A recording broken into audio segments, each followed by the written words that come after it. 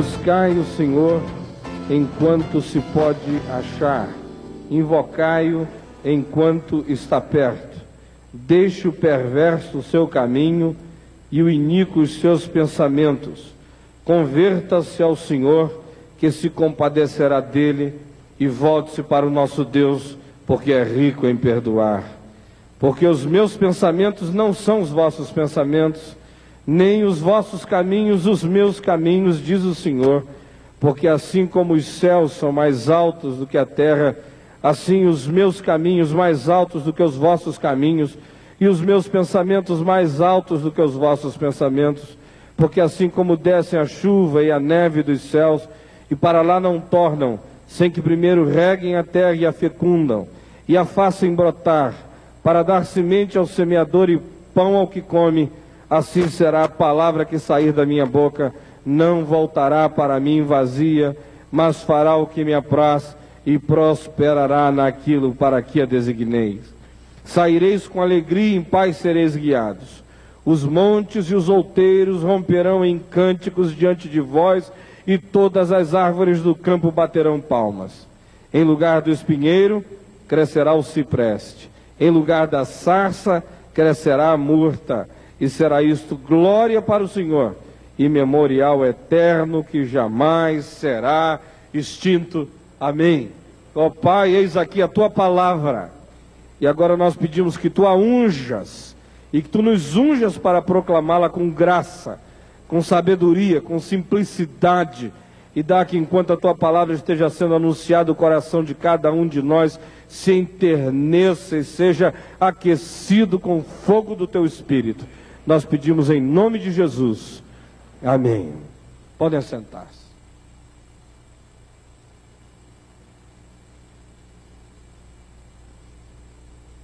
Há muita gente se convertendo, mas há muita gente para quem a conversão é apenas uma mudança de fachada, apenas um retoque na maquiagem do comportamento, apenas uma tintura nova, uma pintura nova nas expressões da existência, do comportamento dessas pessoas. Também há pessoas se aproximando daquilo que a gente chama de conversão pelas razões as mais distintas. Alguns por causa de medo, alguns por causa de um sentimento de opressão espiritual, de terror noturno, de fobias, de angústias. Alguns por causa de enfermidades, de dores. Alguns por causa de perplexidades, de coisas inexplicáveis que atingem a gente e simplesmente não há equações para resolvê-las. Alguns por causa de uma adversidade material, por causa de uma calamidade que lhes aconteceu, de uma falência. E aí começam a buscar uma saída, uma porta aberta, uma solução, uma energia nova, uma invasão de alguma coisa que lhes garanta, quem sabe, uma motivação nova para viver. Alguns por causa de medo, por causa de uma pregação que lhes foi imposta, por causa de uma determinada impressão espiritual que lhes veio, por causa de uma culpa guardada, por causa de contradições não resolvidas e que acabam dentro do indivíduo gerando sentimentos horríveis em choque, e ele fica com medo de um juízo que se abata sobre ele de modo veemente, e aí se refugia na sombra da religião, da igreja. Enfim, as pessoas se convertem, ou pelo menos pensam que se converteram, pelas razões as mais diversas. Eu fico vendo que sempre que as conversões acontecem sem que seja por causa das motivações certas, sem que seja em razão das operações genuínas, profundas do Espírito Santo, no máximo que a gente consegue é um bom comportamento, no máximo que a gente consegue é uma nota boa na lista da moralidade, no máximo que a gente consegue é apenas a fachada. Mas nem sempre as nossas performances interiores, íntimas, acompanham essas mudanças externas. Às vezes o indivíduo está aí, ele aprende todas as coreografias da fé, ele aprende todas as expressões da piedade, ele aprende todas as manifestações do bom comportamento, mas quase nada mudou dentro dele. Alguns ao contrário, alguns, conquanto melhorem essa performance externa, pioram interiormente. Eles não conseguem fazer com que alguma coisa íntima melhore dentro deles. É por isso que toda hora eu vejo gente que depois dessa conversão se tornou uma esposa mais fria, mais frígida, mais gelada.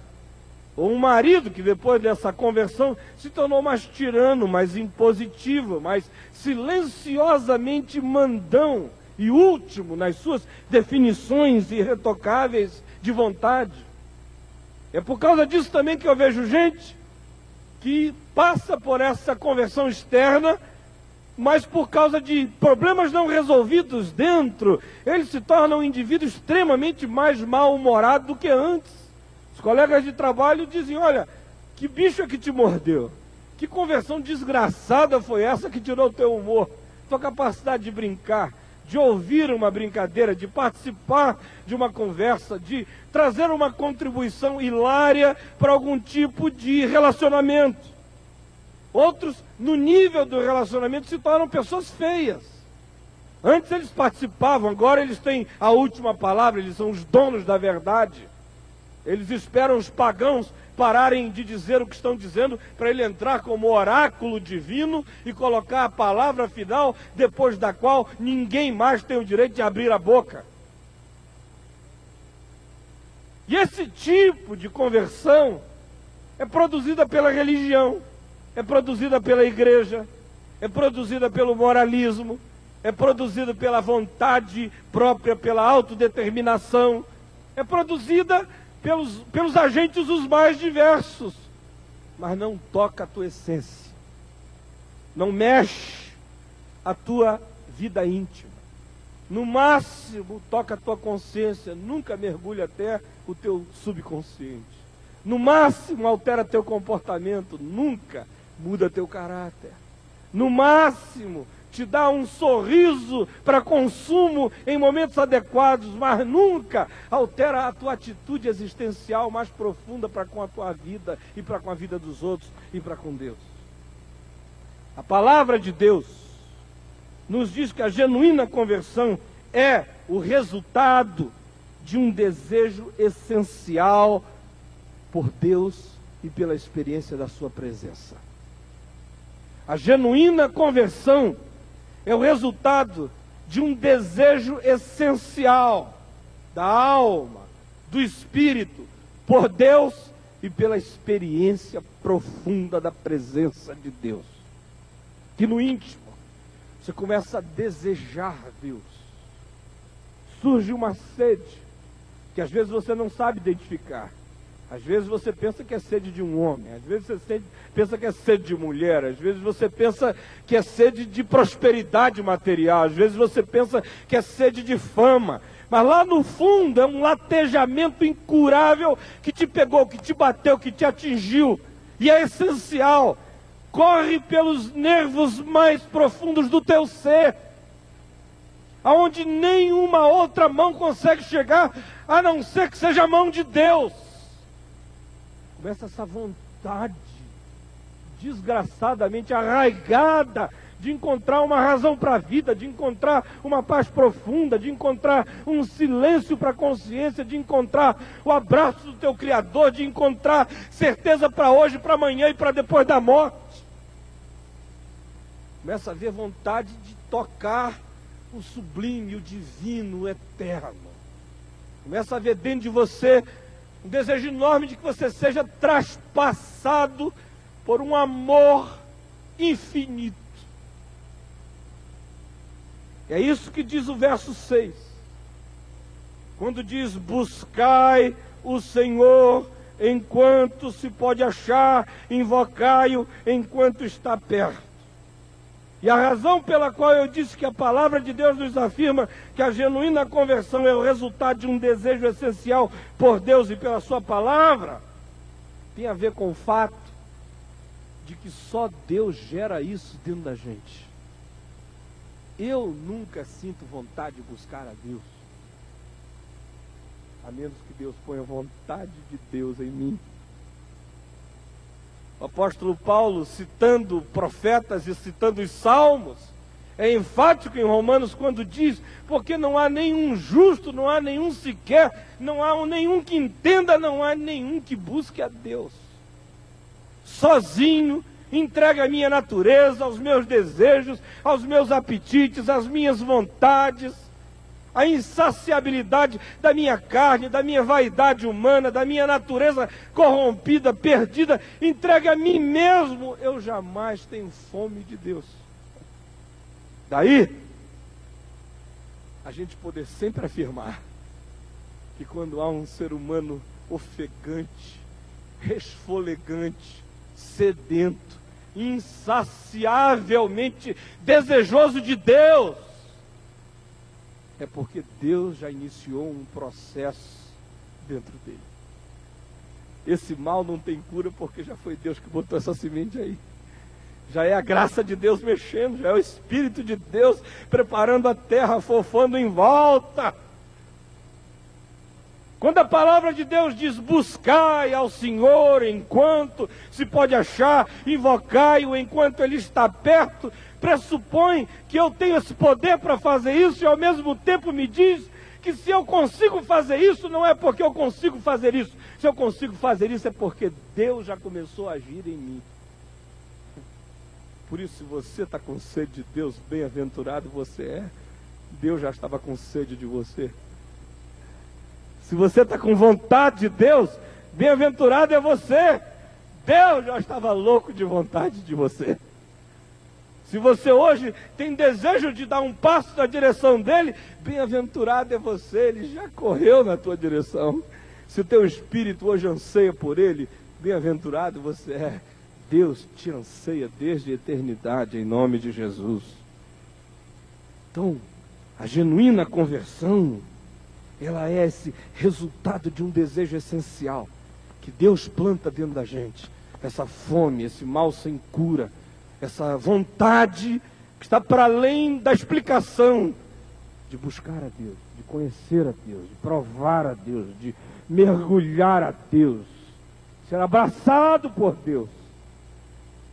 E a conversão só vale, e ela só dá fruto, e ela só transforma o íntimo, e ela só vira a gente do avesso, e ela só altera a nossa essencialidade, a nossa profundidade, as nossas raízes, o nosso íntimo, quando ela é produzida por esse encontro profundo da alma com o Criador, com o Senhor. Quando esse desejo que Deus botou em nós, encontrou em nós um desejo de desejar, o desejo de conhecer a Deus. Aí começa alguma coisa. Aí inicia-se um processo. Aí sementes de Deus começam a germinar dentro de nós. No entanto, a grande pergunta que surge numa hora dessa é: quais são os sinais dessa conversão que muda para melhor? Quais são os sinais dessa conversão que muda e que faz bem? Dessa conversão que converte para próximo de Deus, que converte para a imagem e para a semelhança de Deus, ao invés de ser para a feiura das deformidades do comportamento humano. Há 4 marcas que a gente encontra claramente definidas nesse texto que nós lemos, que é o que eu quero que você leve para casa. Em primeiro lugar, ela implica em elevação dos nossos valores e dos nossos projetos. Olha só os versos 7 a 9, o que dizem: deixe o perverso o seu caminho, o iníquo os seus pensamentos. Olha a palavra caminho, a palavra pensamentos. Converta-se ao Senhor, que se compadecerá dele, e volte-se para o nosso Deus, porque Ele é rico em perdoar. Aí Deus fala: porque os meus pensamentos não são os vossos pensamentos, nem os vossos caminhos os meus caminhos, diz o Senhor. Porque assim como os céus são mais altos do que a terra, assim são os meus caminhos mais altos do que os vossos caminhos, e os meus pensamentos mais altos do que os vossos pensamentos. Durante muito tempo eu vi as pessoas interpretando esse texto da seguinte maneira: olha, a cabeça de Deus é alta demais, não dá para a gente acompanhar. Os caminhos de Deus são misteriosos demais, não dá para a gente saber onde é que Ele está andando. Então, era assim que as pessoas interpretavam o texto, E eu acho que 90% dos que estão aqui sempre interpretaram esse texto dessa perspectiva e não se deram conta de que não era nada disso. O convite aqui é a conversão. Converta-se. É o que está dito aí. Aí diz, ó, há dois tipos de caminhos e dois tipos de pensamento. Há um contraste claro aqui. Primeiro ele diz, há o caminho do perverso. Deixa o caminho do perverso e venha para o caminho elevado do Senhor. E há o pensamento do iníquo. Deixe o pensamento do iníquo e venha para o pensamento elevado do Senhor. O que Deus está chamando é uma conversão de cabeça, de projetos. Desamesquinhe os seus valores. Tira a iniquidade dos teus valores e tira a iniquidade dos teus pensamentos. Começa a pensar a vida com o pensamento de Deus. Começa a ambicionar na vida os caminhos de Deus, que são mais altos do que os caminhos da vida humana. Mas quando Ele te chama para uma conversão, Ele te chama para ter essa ambição de ser vazado pelos pensamentos de Deus e de ser renivelado no nível dos caminhos de Deus. É óbvio que há pensamentos de Deus que eu não vou pensar jamais. Uma coisa sobre Deus que eu sei com certeza que Ele está fazendo agora.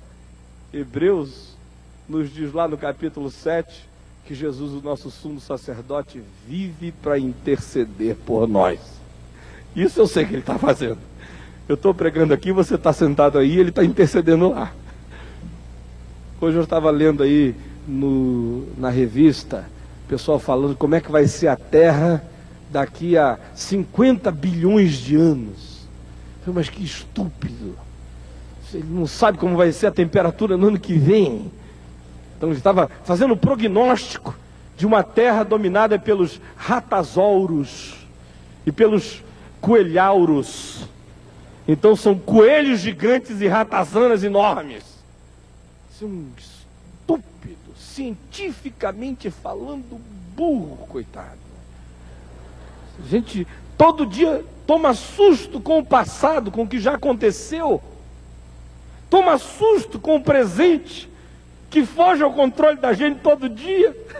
E ele vem me dizer como é que vai ser o planeta daqui a 50 bilhões de anos. Eu não sei o que Deus está pensando sobre muitas coisas. Eu não sei o que Ele está pensando sobre amanhã para mim. Eu tenho uma agenda para amanhã. Talvez Deus tenha uma outra para mim. Não é nesse sentido que eu sou chamado a conhecer a altura do mistério e da profundidade de Deus, acerca de quem Paulo diz, ninguém jamais foi conselheiro dele, ninguém jamais deu nada a ele, ninguém jamais conheceu os caminhos misteriosos dele. Mas a convocação aqui de Isaías é a conversão. Deixa a vidinha mesquinha, baixa, perversa, iníqua, o projetinhozinho diminutinho. Deixa essa vidazinha de mucuim, de inseto. Deixa esse projetinho de existência que administra essa ninharia que existe apenas para machucar os outros. Larga isso. Vem aqui para cima, diz o Senhor. Olha aqui de cima. É uma convocação do Velho Testamento que Paulo ecoa no Novo depois, quando nos chama até a mente de Cristo. A ver a vida com os olhos de Deus, a desenterrar a cabeça, a deixar de ser avestruz, a respirar um ar mais rarefeito aqui em cima, a olhar numa perspectiva mais global, a ter projetos que pareçam mais com os de Deus, valores e sentimentos que se identifiquem mais com os valores e com os sentimentos de Jesus. Eu toda hora vejo gente misticamente querendo ter a mente de Cristo. Diz, Senhor, me dá a mente de Cristo. Aí eles ficam lá orando, Senhor, a mente de Cristo. A impressão que a gente tem é que eles acham que Deus vai fazer um transplante cerebral neles. Não é? Aí você fica lá, ele jejua, a mente de Cristo, a mente, me dá a mente de Cristo. Essa mente de Cristo está aqui, o verbo se fez carne, verbo Lá o logos é a palavra racional, o pensamento de Deus, que ficou com 1,80 m, 1,90 m, altura de Jesus, moreno, nariz de judeu, cabelo de judeu, carne, sangue, pele, voz, sotaque e vida. Quer saber a mente de Cristo? Olha o Evangelho aqui. Vê como é que ele trata a prostituta. Diferente de como os pastores tratam as prostitutas. Vê como é que ele trata o publicano. Vê como é que ele trata o poderoso. Vê como é que ele trata o rico. Vê como é que ele trata o pobre. Vê como ele trata o que tem. Vê como ele trata o que não tem. Vê como ele trata o humilhado. Vê como ele trata o arrogante. Vê como ele trata o quebrantado. Vê como ele trata o endurecido. Vê como ele trata dinheiro. Vê como ele trata dinheiro nenhum. Vê como ele trata o ter e o não ter, o comer e o não comer. Vê como ele trata a tentação. Vê como ele trata a política. Vê como ele trata o desprezado, o excluído. Vê como ele trata a vida. Vê como ele trata passarinho, erva do campo, sinais do céu, pôr do sol, chuva. Vê como ele trata o campo do iníquo, o campo do bom. Vê como ele trata a vida. Vai para o Evangelho, que você vai ganhar os caminhos de Deus e os pensamentos de Deus. E a mente de Cristo. Não adianta você ficar aí, fazendo 10 vigílias por ano, pedindo a mente de Cristo, se você lê a palavra de Deus como se fosse um livro de horóscopo. Deixa a palavra de Deus entrar na tua cabeça, no teu coração. Começa a exercitar, todo dia dizer como é que Jesus iria responder a essa situação. E não abre a Bíblia e põe o dedo em cima. Lê o Evangelho e te lembra da passagem.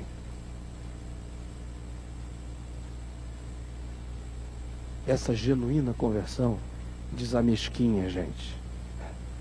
Desenterra a gente dessas causazinhas pequenininhas, medíocrezinhas, iníquazinhas, perversazinhas.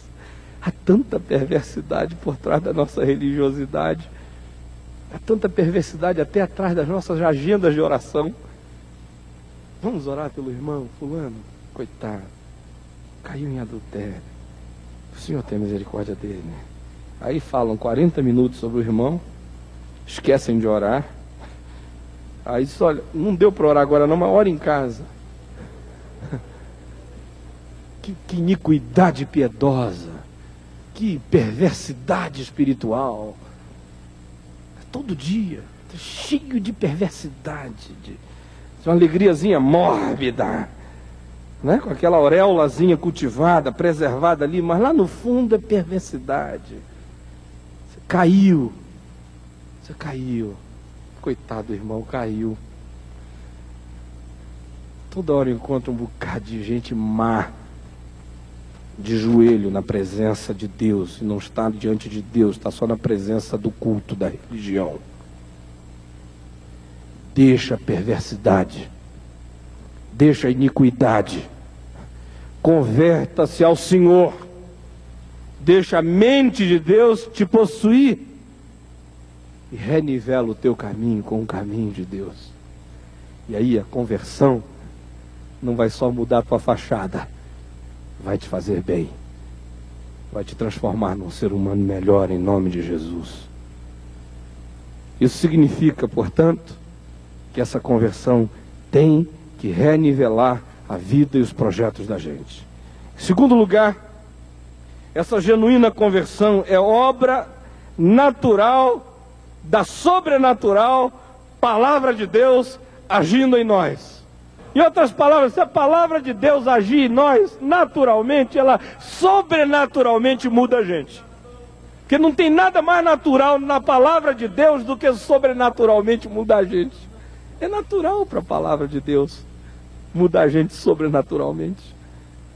Olha só o que diz a palavra de Deus acerca disso aqui nos versos 10 e 11, que é um outro texto que eu sempre vejo interpretado de uma outra maneira e fora do contexto.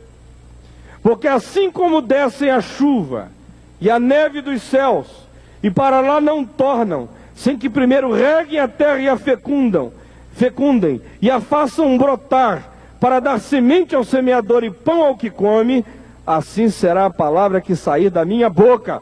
Não voltará para mim vazia, mas fará o que me apraz e prosperará naquilo para que a designei. Não esqueça Porque a convocação inicial é a buscar a Deus e a se converter. E aí vem essa afirmação sobre a palavra. Aqui, o que Deus está dizendo é o seguinte: a minha palavra age naturalmente, com um poder sobrenatural de realizar aquilo para o que eu a designei, tanto quanto na natureza.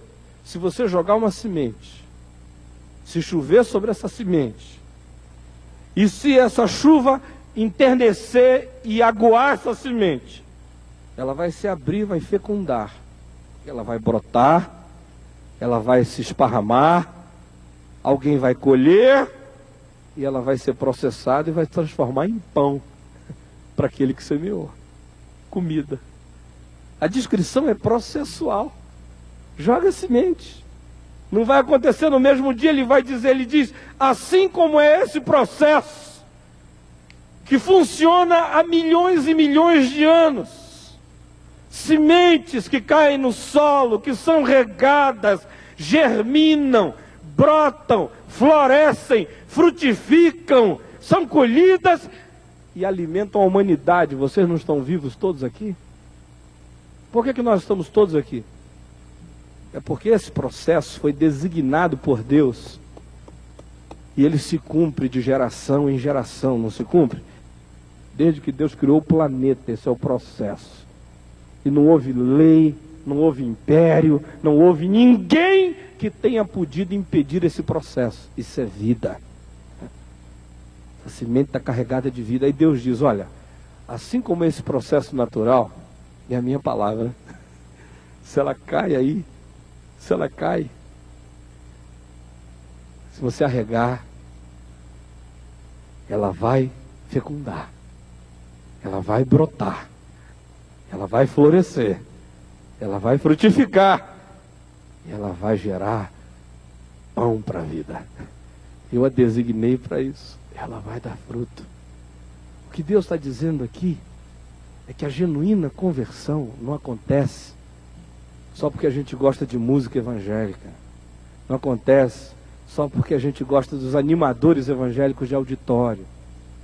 A genuína conversão não acontece simplesmente porque aqui e ali a gente lê um versículo bíblico em algum outdoor, em alguma esquina.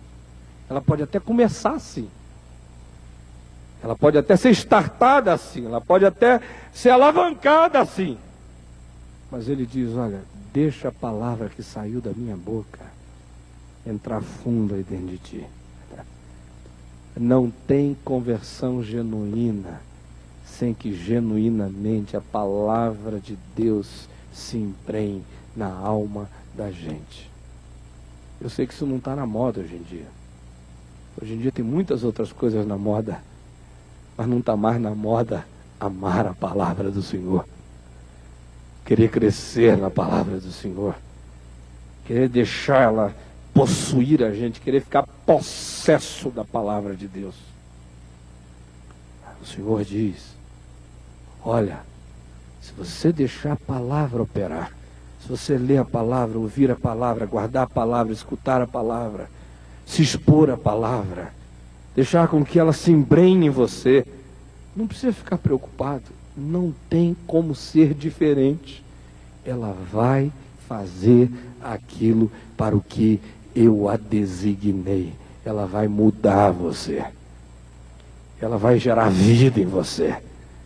Ela vai produzir fruto em você. Ela vai desabrochar em você. Esse é um processo. E você tem que deixar que isso cresça dentro de você todo dia pela palavra. Vejo aí um bocado de gente querendo libertações mágicas toda hora. Eu acredito que Deus liberta assim, de uma hora para outra. Especialmente quando o problema é demônio. Sai demônio. Sai pombagira. Sai Exu. Sai entidade do mal. Sai, sai. Aí tem que começar um outro processo. O diabo obedece ao nome de Jesus assim, rápido, na hora, instantaneamente. Agora a tua natureza não se submete a Deus instantaneamente. Tua natureza tem que ser quebrada pela palavra todo dia. tua natureza tem que ser enxertada com uma semente nova, que tem que crescer aí dentro, que tem que dar mais fruto do que a tua carne, do que a tua vontade de ir para longe dele. Agora, se você se expuser à palavra, ela vai genuinamente encher o celeiro da tua alma, porque Deus designou a palavra dele para que ela seja palavra de vida e de transformação na minha vida, na sua vida, em nome de Jesus. Amém. Amém mesmo? Você crê nisto de todo o coração? Amém?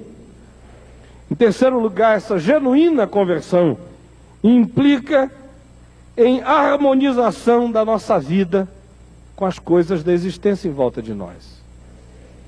Olha só, eu acho lindo o que diz a palavra de Deus no verso 12. Leia comigo em voz alta o verso 12. Saireis com alegria, e em paz sereis guiados. Os montes e os outeiros romperão em cântico diante de vós, e todas as árvores do campo baterão palmas. Você já imaginou essa cena? Imagina hoje aqui, a gente saindo daqui. Quais são as árvores que tem aí fora? Tem flamboyant. O que tem aí fora? Manga. O que mais tem aí fora? Manguba. 7 copas. O que mais? Como? Sibipiruna. O que mais? Bougainville. O que mais? Palmeiras. Tem que ter palmeiras onde canta o sabiá. Esse é o Brasil. Como? Pinheirais. O que mais? Eucalipto. Tem um bocado de eucalipto, eu sei, aqui entre Goiânia e Anápolis. Eu sinto o cheiro de eucalipto quando eu passo ali. Agora, o que Isaías diz é o seguinte: deixa o caminho do perverso, deixa o pensamento do iníquo, busca o Senhor, Ele está perto, enquanto se pode achar. Dá um abraço nele e deixa ele te abraçar. Muda a tua mente, busca coisas mais altas, caminhos mais altos, valores mais altos, e mais do que isso, abre o peito para a palavra.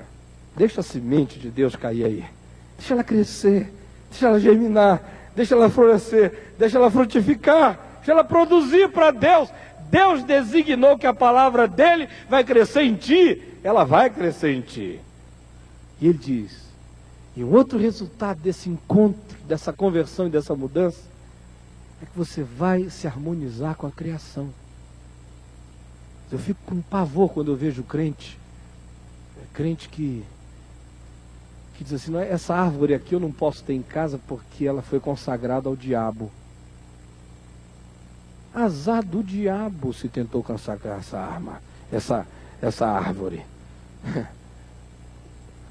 Até onde me consta, não há uma espécie viva no planeta criada pelo diabo. Nenhuma. Tem um tajá que às vezes eu vejo em algumas lojas que o pessoal diz, comigo ninguém pode. Né? Eu comprei uma casa uma vez e tinha um pé de comigo ninguém pode. Bonito lá. Aí chegou uma irmã muito espiritual lá em casa, aquele jardim bonito. Ela foi entrando e falou, pastor, que jardim lindo que o senhor tem. Eu falei, é mesmo. Fiquei só olhando o jeitão dela. Aí ela chegou assim, quando ela foi entrando, tinha um pé de comigo ninguém pode. Ela falou, em nome de Jesus está amarrado. Pastor, corta o comigo ninguém pode.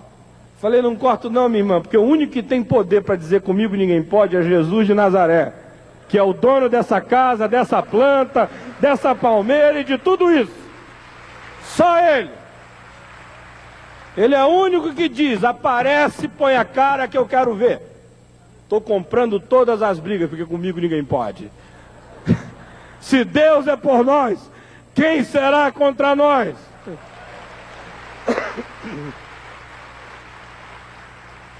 Agora, por que eu perguntei sobre as árvores aqui?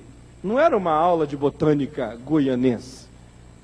É porque o texto diz o seguinte, se você se converte, imagina o universo reconciliado contigo. Imagina você reconciliado com o universo.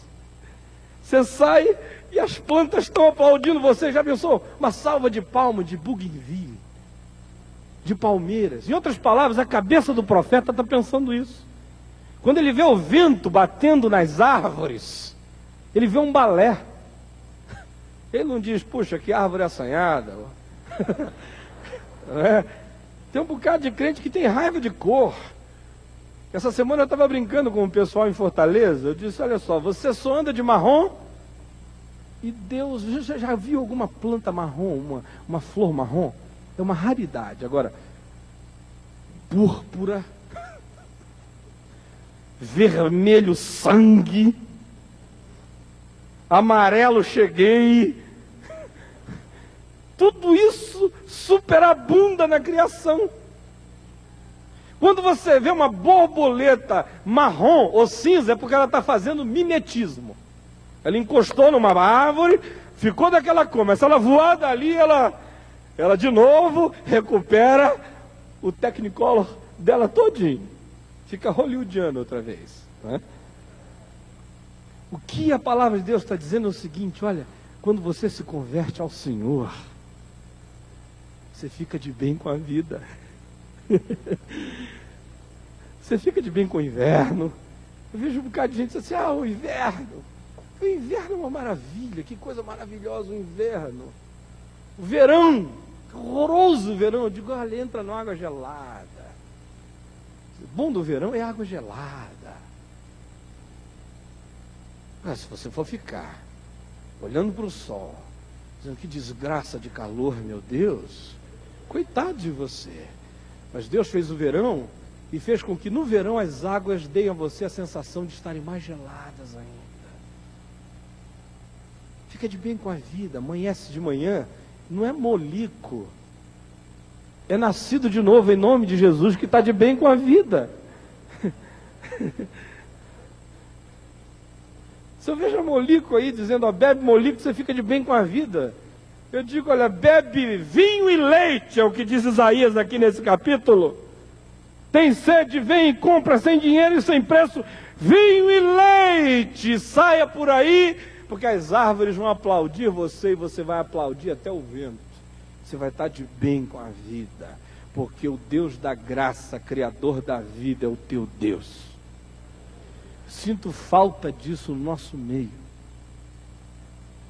Só vejo gente se sentindo bem com Deus quando eles estão num lugar fechado, com a cortina fechada, com a luz acesa.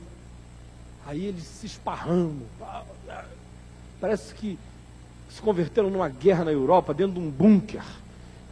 Só conseguem sentir Deus num ambiente assim fechado. Eu não vejo o sujeito com a mesma euforia na praia. Você já viu? Aleluia! É a onda! Cachoeira! Não é? Anteontem me deram uma frutinha, eu tinha ido visitar um amigo doente, na saída da casa dele eu vi uma árvore assim, cheia de abelha, uns cachos lindos. Eu falei, que árvore maravilhosa. Aí um cearense amigo meu que estava lá falou assim, essa árvore aqui só dá aqui. Olha como é que ela é docinha, as abelhas estão aí, fica cheio de abelha. Eu falei, se a abelha gosta, eu também gosto. Pega uma para mim, por favor. Aí ele pegou. Aí ele falou, mas é doce demais. E tem uns fiapinhos que entram no dente. Eu falei, mas meu irmão, você queria que fosse doce como mel e não tivesse fiapinho para entrar no dente? Covardia. Tem que ter fiapinho para entrar no dente. É o preço de provar um negócio desse. Aí eu atolei a boca naquilo ali. Doce. Eu falei, meu Deus, isso aqui é comunhão, é Santa Ceia. O Senhor criou isso. Eu me lembro outro dia, aí, uns anos atrás, eu estava com a minha esposa na praia, sábado de manhã cedo. Nós estávamos falando das coisas de Deus, aquele mar lindo, umas gaivotas, umas rochas, tudo lindo, areia branca. Aí ela falou, mas como Deus é criativo. Aí eu falei assim, ela foi e sentou numa pedra, nas arrebentações das águas. Eu falei, você gostaria de pegar numa coisa que saiu direto da mão de Deus? Ela falou, eu gostaria. Será que ele faria isso comigo? Eu falei, claro. Aí ela falou, como? Eu Falei, você está sentando numa. Põe a mão assim, pega. Se não ficar satisfeita, rola nessa areia aqui, ó. Rola, rola. Saiu da mão de Deus. Se sujar, pula na água. Saiu da mão de Deus. Mas nós perdemos esse encantamento todinho. Ficamos cegos, surdos e mudos, uns patetas espirituais, pedindo para Deus mostrar a glória dele. E a Bíblia não conhece outra glória para ser mostrada a um terráqueo, a não ser essa. Quando você vê o salmista dizendo, toda a terra está cheia da sua glória, você já leu o que é? É a tempestade, é o trovão, é o mar, são as ondas, são as corças parindo, as éguas selvagens, os leões rugindo, as plantas dando fruto, o campo verde. Aí ele fica assim embasbacado e diz, toda a terra está cheia da sua glória. É pouco, gente. Se um astronautazinho boboca desse da NASA chegasse na Lua e descobrisse um pedacinho de planta desse tamanho e trouxessem e pusessem isso lá em Cabo Canaveral, ia fazer fila do mundo inteiro para o pessoal ver essa porcariazinha. E aqui você tem bougainville, flamboyant, castanheira, manga rosa. Você tem uma infinidade de milagres que você pode comer e anjo não pode.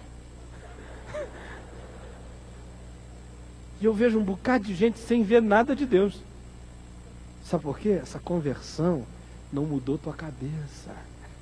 Continuou com a cabeça do iníquo no caminho do perverso. O perverso é que acorda, chuta a lata, chuta a pedra, amaldiçoa o dia, amaldiçoa a noite, amaldiçoa o verão, amaldiçoa o inverno, o outono, a primavera, o pai, a mãe, e não viu nada. Cabeça do iníquo. Deixa a cabeça de Deus entrar em ti. E aí você vai ouvir as árvores do campo batendo palma. Aí a coisa enche de sinfonia, de orquestra. O culto fica bom aqui e fica bom lá fora. Fica bom em qualquer lugar. As coisas se sacramentalizam, é o que diz aqui. Você sai com alegria e em paz, você é guiado, os montes e os outeiros rompem em cântico e todas as árvores do campo batem palmas, e você diz, como diz o Salmo 29, no seu templo cósmico, tudo diz, glória, louvado seja o nome do Senhor. Se conversão fizer a cabeça da gente ficar menor do que isso, não é digna do Deus que criou essa coisa toda. E por último, gente, essa genuína conversão implica na crença, na fé, na esperança da possibilidade de mudanças profundas em volta de nós, mesmo naquelas coisas mais espinhosas. Teu marido pode mudar, tua mulher, que é um espinheiro desgraçado, pode mudar. Teu filho, que é aquela sarça, pode mudar.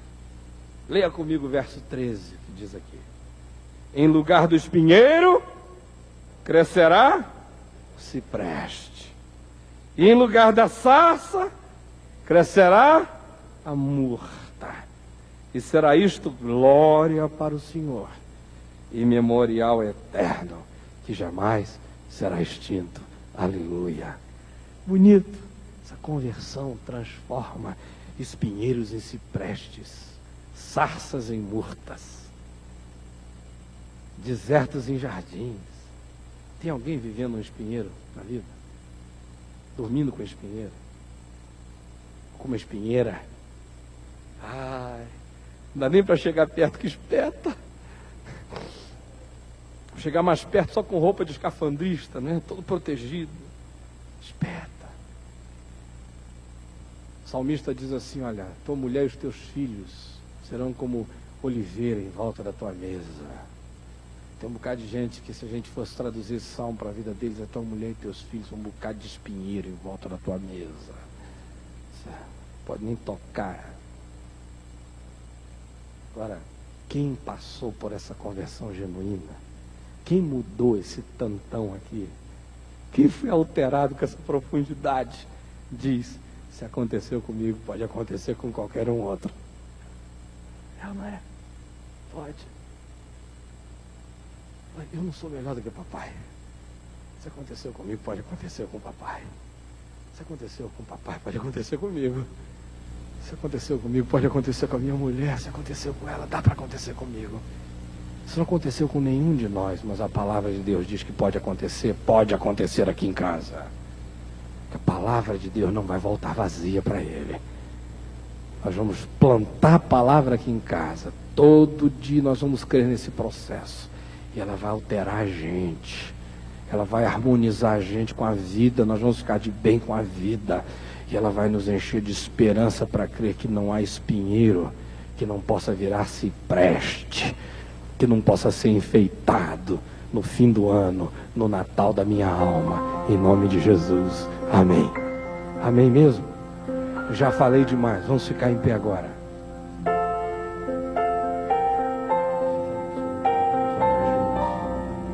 Repita comigo essa oração. Senhor Jesus, eu ouvi a tua palavra. Ela foi semeada no meu coração.